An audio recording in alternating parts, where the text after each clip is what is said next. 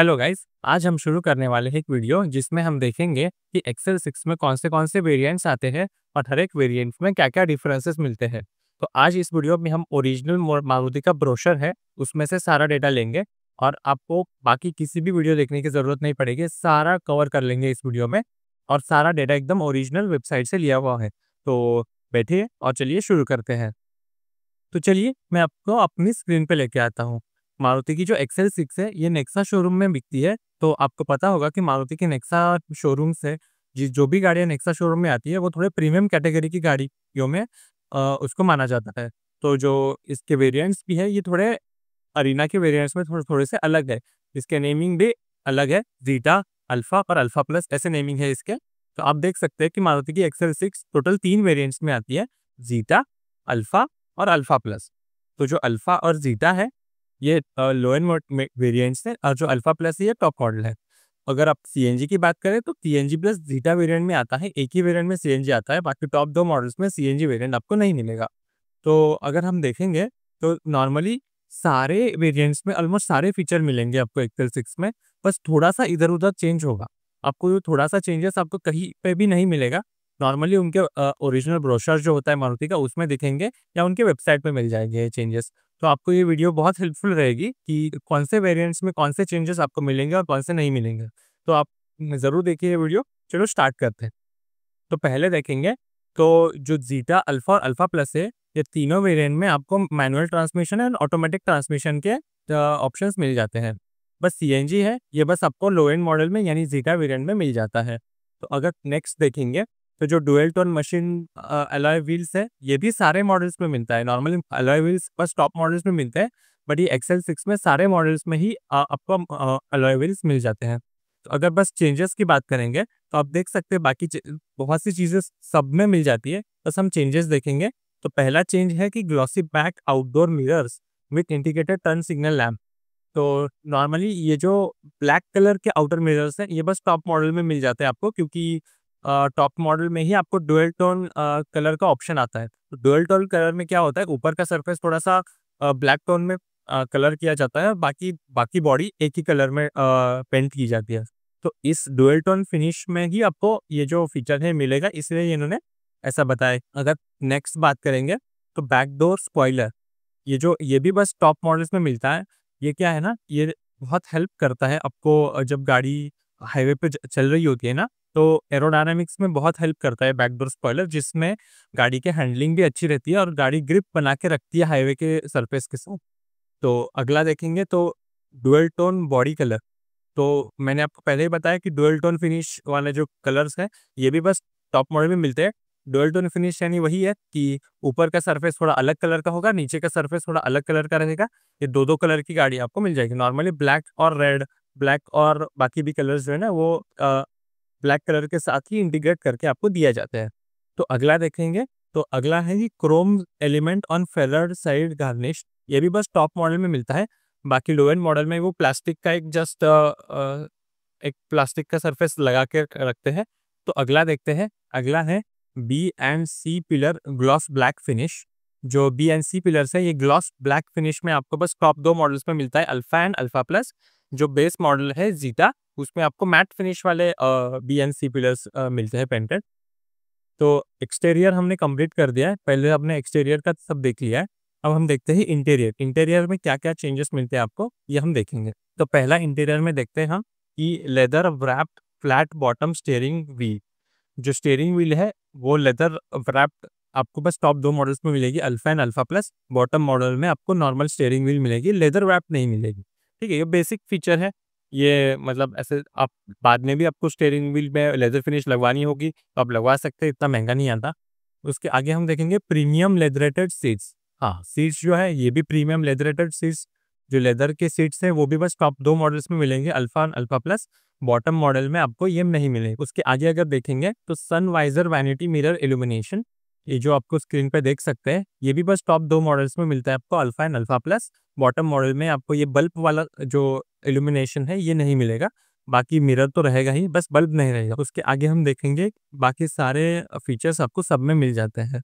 अगर separate features की बात करेंगे तो स्प्लिट टाइप लगेज बोर्ड, जो लगेज बोर्ड है जो डिग्गी में मिलता है लगेज बोर्ड, ये आपको सीएनजी में नहीं मिलता क्योंकि उसमें सीएनजी टैंक आ जाता है, तो ये तो नहीं मिलेगा, आपको पता ही है।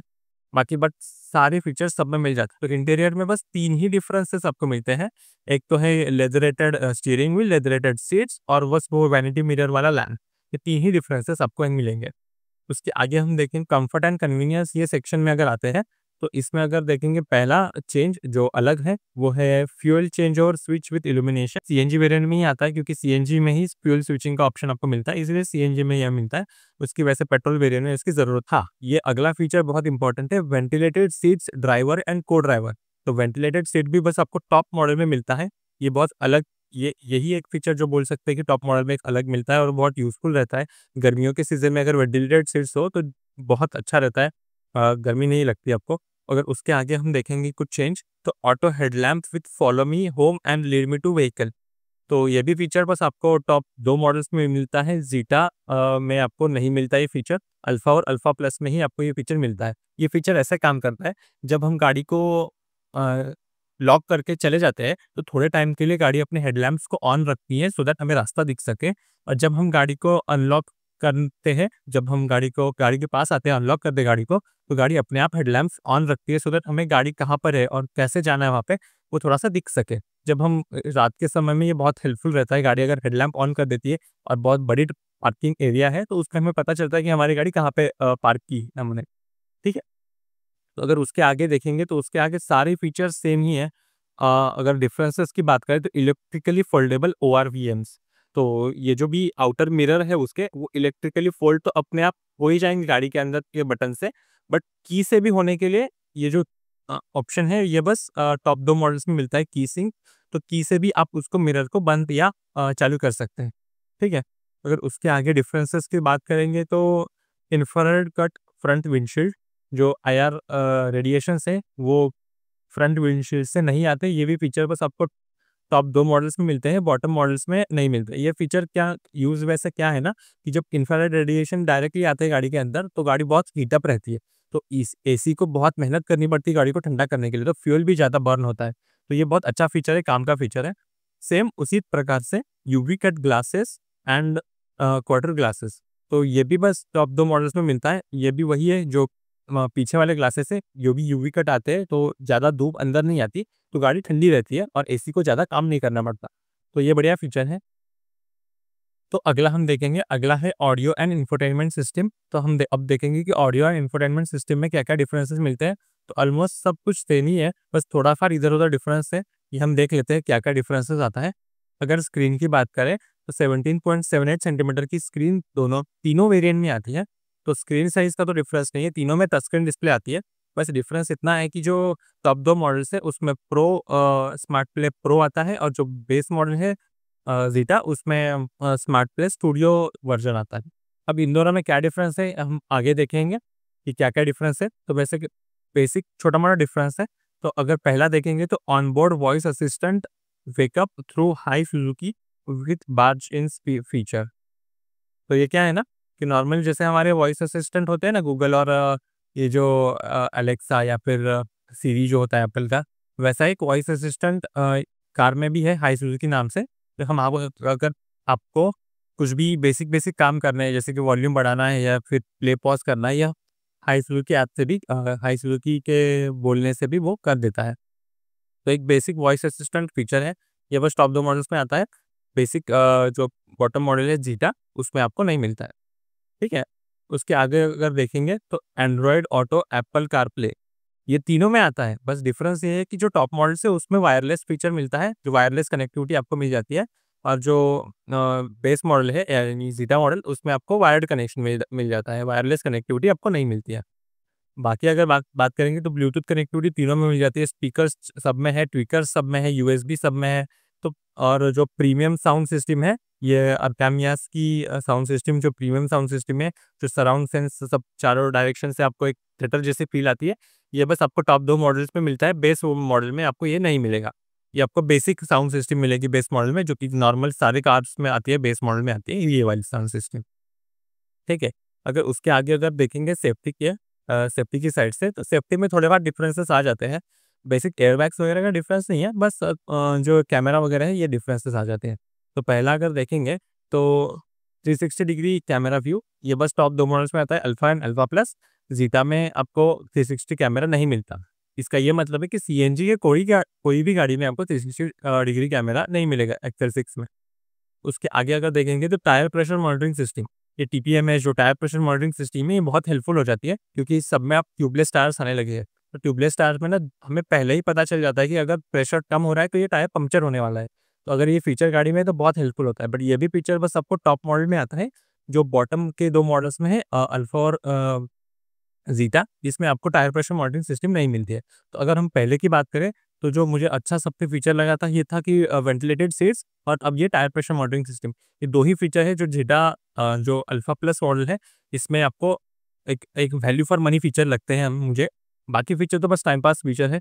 ये भी थोड़े फन हेल्पफुल आ जाते हैं, बट वो हम बाद में भी लगा सकते हैं या यूज़ कर सकते हैं, ऐसा फीचर्स है सारे। अगर उसके आगे अगर देखेंगे, तो कोई भी आप देख सकते हैं, कोई भी चीज़ अलग नहीं है, सब में सब कुछ मिल जाता है। सब जो एलईडी फॉग लैंप्स है, फॉग लैंप भी आपको सब में मिल जाता है। जो रियर डिफॉगर है, ये सब में मिल जाता है। रियर डिफॉगर मतलब पीछे की जो अ, ग्लास है, उसमें आप एक इलेक्ट्रिक लाइन जैसा आता है आपको, ये भी सब में मिल जाता है।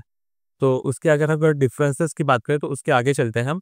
जो सुज़ुकी कनेक्ट के फीचर हैं वो देख लेते हैं। सुज़ुकी कनेक्ट के फीचर जो है, इसमें सेफ्टी और सिक्योरिटी में सारे सब में सारे फीचर्स मिल जाते हैं। ट्रिप्स एंड ड्राइविंग बिहेवियर में भी सब में सारे फीचर्स मिल जाते हैं।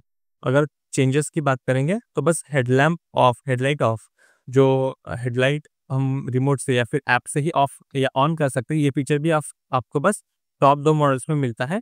बॉटम के मॉडल में ये बस एक फीचर है जो आपको नहीं मिलता। वैसे भी हमें ज़रूरत नहीं है इस फीचर की, हम हेडलैम्प ऑफ करके ही गाड़ी से निकल जाते हैं। ज़रूरत ही क्या है उसमें? जी, ऐप से ऑफ करने की ज़रूरत ही नहीं है हमें, ठीक है? तो अगर उसके आगे देखेंगे तो सब में सारे फीचर है। रिमोट एसी, हाँ, तो रिमोट एसी अगर की बात करेंगे तो जहाँ गाड़ी के अंदर जाने से पहले ही हम एसी ऑन करके रख सकें, ये फीचर भी बस आपको 80 मॉडल्स में मिलता है। मैनुअल ट्रांसमिशन मॉडल्स में आपको ये फीचर नहीं मिलता है। ये भी ध्यान रख सकते हैं। इसमें वेरिएंट की कोई भी चेंजेस या लिमिटेशन नहीं है।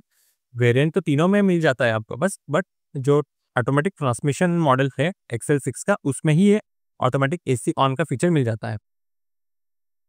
अगर उसके आगे हम देखेंगे, तो सब में सारे फीचर्स मिल जाते हैं इंस्ट्रूमेंटल क्लस्टर। तो इसके आगे अगर देखेंगे हम, तो इंस्ट्रूमेंट क्लस्टर, जो गाड़ी के सामने जो इंस्ट्रूमेंट क्लस्टर है, जिसमें हमें सारी इन्फॉर्मेशन मिल जाती है गाड़ी के, क्या कितना किलोमीटर चली है, वो सब चीज़ें। तो उसमें आपको क्या-क्या दिखेगा? तो उसमें दिखेगा आपको, सब में सारे वेरिएंट्स में सब कुछ दिखेगा। जस्ट जो टायर प्रेशर डिस्प्ले है, ये भी बस आपको टॉप मॉडल में मिलती है, क्योंकि टायर प्रेशर मॉनिटरिंग सिस्टम भी टॉप मॉडल में मिलती है। तो ये वाला भी फीचर बस आपको टॉप मॉडल में दिखता है। बाकी जो डेडिकेटेड सीएनजी फ्यूल गेज और टोटल सीएनजी मोड टाइम, ये बस आपको सीएनजी वाले व्हीकल में मिलेगा ऑब्वियसली, क्योंकि सीएनजी टैंक बाकी वेरिएंट्स में है नहीं, तो उसमें आपको इस चीज़ की दिखाने की ज़रूरत ही नहीं है। तो इतना ही डिफरेंसेस आपको मिल जाते हैं उसमें, बाकी कोई भी डिफरेंस नहीं है। अगर हम बेसिक टेक्निकल स्पेसिफिकेशंस की बात करेंगे, तो जो एक्सेल 6 में जो इंजन है, जो पेट्रोल और सीएनजी, ये 2 वेरिएंट्स में आपको आता है। सीएनजी वेरिएंट में आपको एक ध्यान रखने की बात है कि हाइब्रिड नहीं मिलता है आपको इंजन।